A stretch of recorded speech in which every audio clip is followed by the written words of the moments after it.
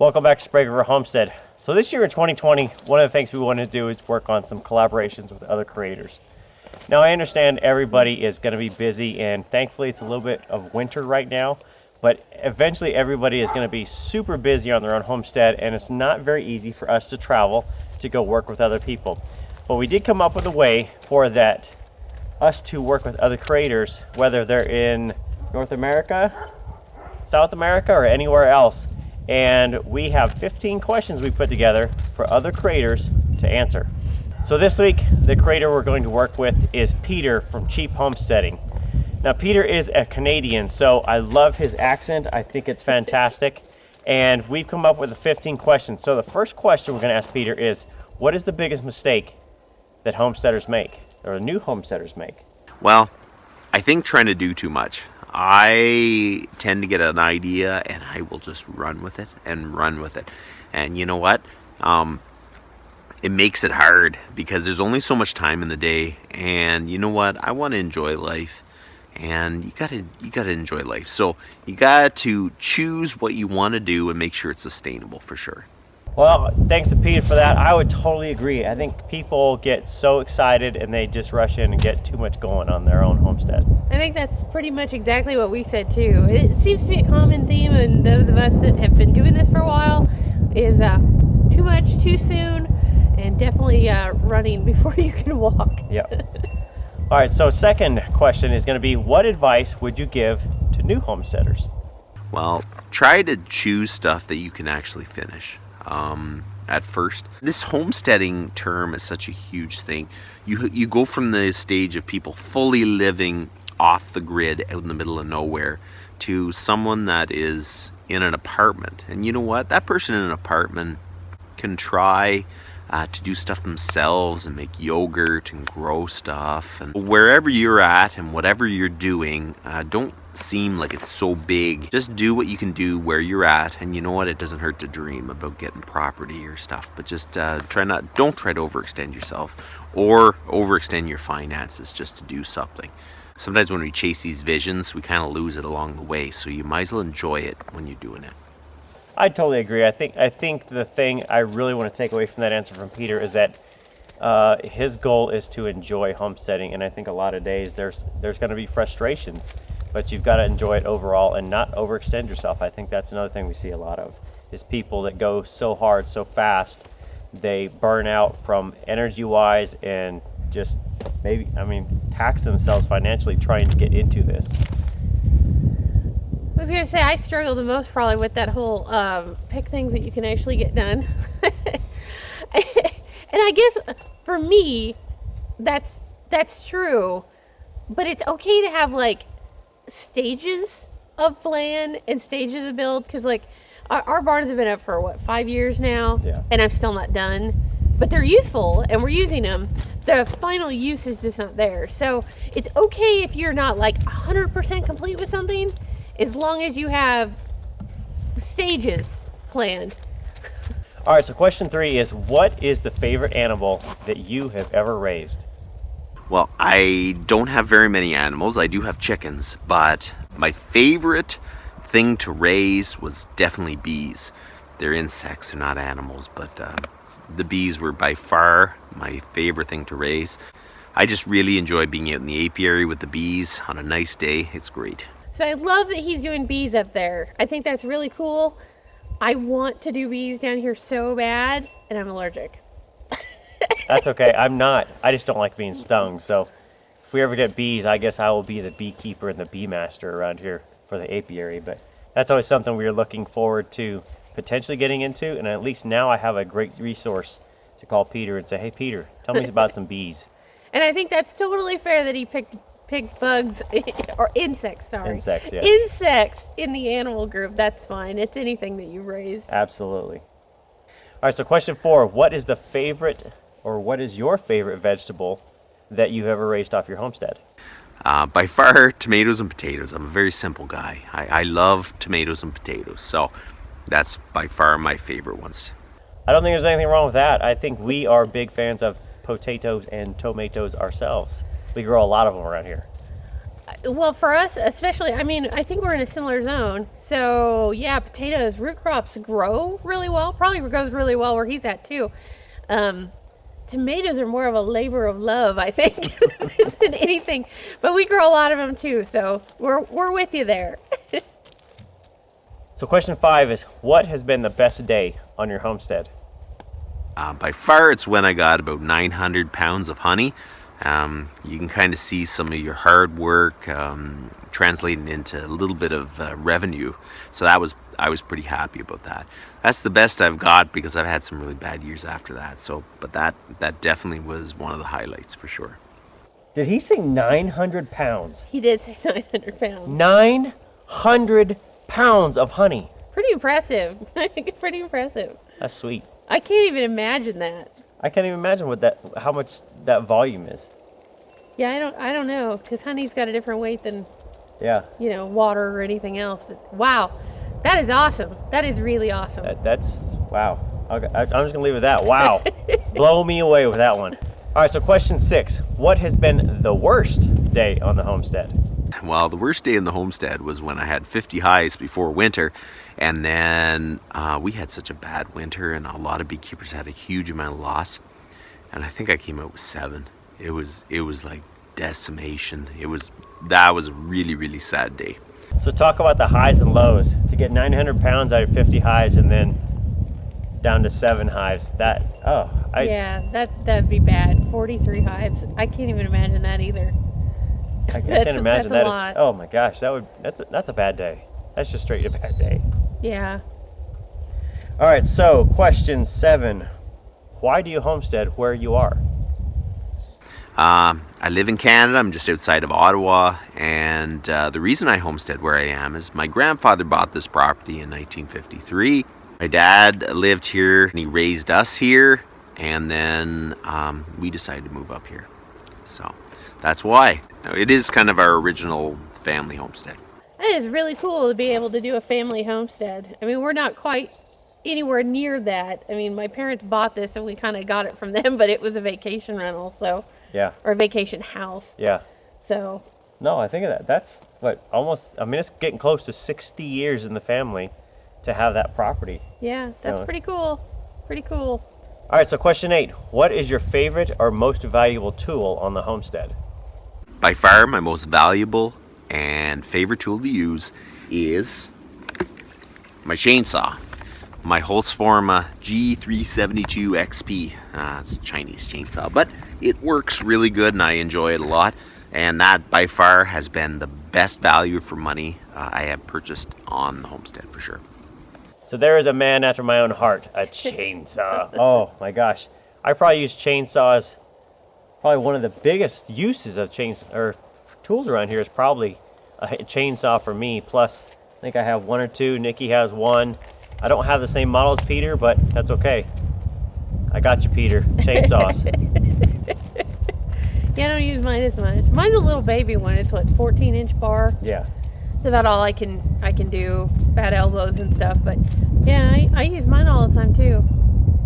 Okay, so question 9 is, what inspired you to start homesteading? You know what? I grew up here and I did a lot of stuff in the woods. I went hunting and fishing and all kinds of stuff. So I really, really enjoyed being up here. And then as I got older, I wanted to be more self-sustaining. I want to know how to do things. And there's a real epidemic of people not knowing how to do real things. I really feel that it's important just to do things, grow stuff, raise animals, do bees, be able to fix stuff, all kinds of stuff like that. So no matter what it is, you just really need to know how to do things. So that's kind of what drives me. I think that's a great answer. That seems to be what so many of us that come into homesteading, I mean, that's kind of our reasoning, right? So many skills are being lost, and you look around and everybody buys everything and can't do anything for themselves. I mean, that was part of what kind of drove us to it. So great answer. I think that's totally in line with a lot of people that have come to this. Yeah, I guess ever since I was a wee youngster, I always get in trouble for taking stuff apart that I shouldn't have. But I always want to know how stuff worked. I always want to know how it went together, how it put back together, and that's kind of what drove me to be an engineer. because I liked taking apart stuff and fixing it and then going into manufacturing and all that. That's kind of I'm still that way. I just take cars apart into pieces. So See, I got in trouble for stealing Dad's tools and all of his wood and making stuff.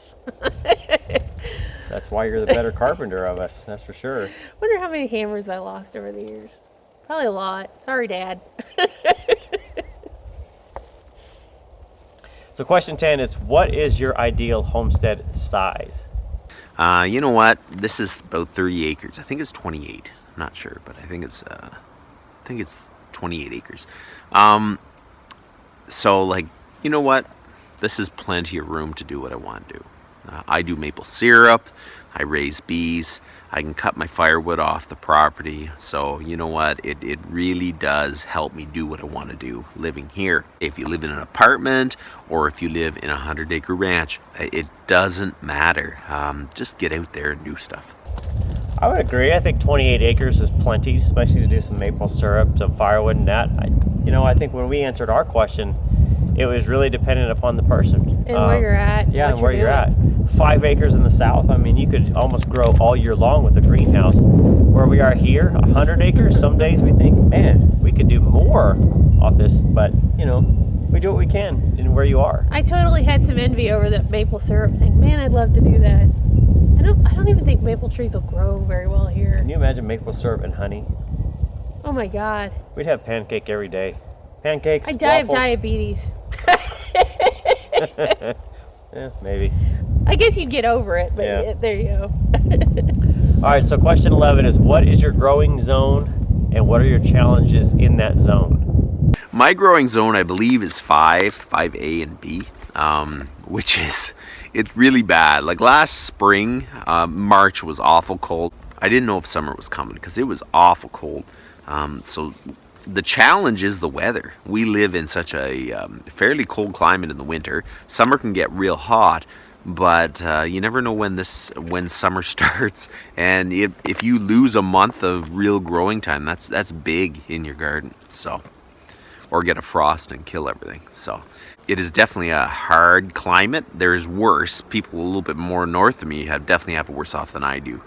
But this climate, it has its challenges for sure.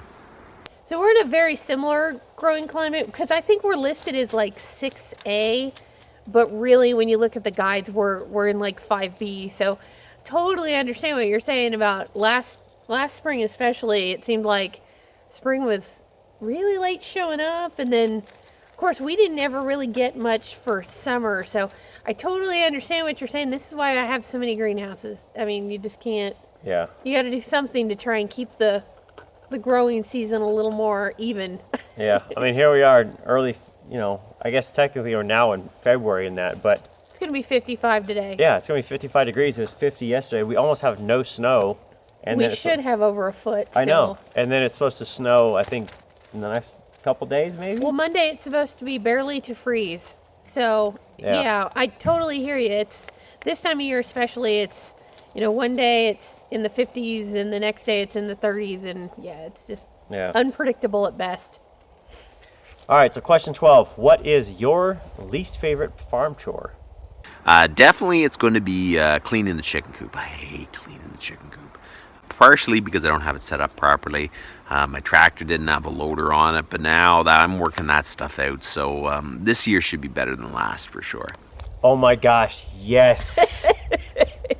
He hates cleaning barns anyway. I think that was when we answered our question. That was one of the things I hated doing was cleaning bird pens. But Yeah. barns, bird pens, any of that stuff. Really? Both of y'all are just going to get up in this, huh? Jeez. Rogue puppy. Rogue puppy. Look out. Anyway, I totally agree with him. I don't like cleaning animal housing or bird housing, whatever the case may Yeah, be. barns have never bothered me, but yeah, bird houses, chickens, turkeys, ducks, geese, nah. Yeah, I would agree with that one. All right, so question 13. What channel or other content creator would you like to work with in 2020? Sprague River Homestead would be good. I end up just kind of doing my thing. And I am going to do some more collaborations and all kinds of stuff like that. But there's two channels that I've always, right from the beginning, really felt like I wanted to be connected with. And one is Homesteading with the Heberts. Donnie's great. and I definitely want to do more with him. And Homegrown Country Homestead. He took a little bit of a absence, then he came back, and I'm super glad he's back. So those are the two channels that I'm going to be probably working with in 2020. Hey, thanks for the mention on that one. I would say the other two channels we actually have not come across yet. So we're going to try and see if maybe they want to join in this, but we will put links to both of their channels down in the description. I'll probably throw them up on the screen also if you guys want to check them out. See where Peter's going to maybe show up on other channels this year. All right, so question 14. What is the worst job you've ever had? I worked as a painter for a while in a manufacturing facility. It was like a dairy, you know, they made curds and all kinds of stuff like that. And we painted the roof at night and on weekends. That was the worst job I ever had. That just drove me nuts. But you know what? You just do what you got to do. I could see that. I think the fact alone that you had to work nights and weekends right there just makes me go, wah, wah, wah. I can agree with that one. Never was a night person. Yeah. All right, so the last question of the list. What kind of power do you currently have, and if you could change, what would you change to? I don't know if I'm going to go off-grid. Because it's kind of like I try to save money in different directions and be more self-sufficient. But there's a few people I know that are fully off-grid, and they always complain about it's not trouble-free living, you know. And I live fairly far north, so the wintertime the sunlight is not direct. It makes it difficult to fully charge the batteries. And then if you go with the wind, there's maintenance on that stuff. So I'm probably going to stay on grid, but you know, I definitely want to do more homestead related activities for sure. See, I choose to fix all my stuff. Everything I own is old. I normally fix everything I have, so I don't send stuff out to be fixed. So it's, you know, we're just swapping time really. I fix more stuff. People may grow more stuff, but they send out more of their stuff to get fixed. So it's you only have so much time, and you kind of try to do the stuff you enjoy. So I think we can totally agree with Peter on that. I think when we've discussed solar in the past, a lot of people have asked us that we've talked about in other videos of would you go off-grid solar, or what would be the three types in that. And I can totally see that. I think if we had power here when we first moved here, I don't think we would have disconnected it and gone completely off grid. We probably would have gone with a grid tied solar, or something else. And recently, in another video, I mentioned adding in wind power to that. So I totally understand the desire to not completely connect from the grid or disconnect from the grid. Yeah. And I will agree on the maintenance piece. We've covered it here before. Solar is not maintenance free. I mean, it's limited maintenance on a certain point, but you still got to be like everything else, any other piece of equipment and all that. You've got to do a little bit of maintenance to make sure it continues on. Well, and we're not that far north.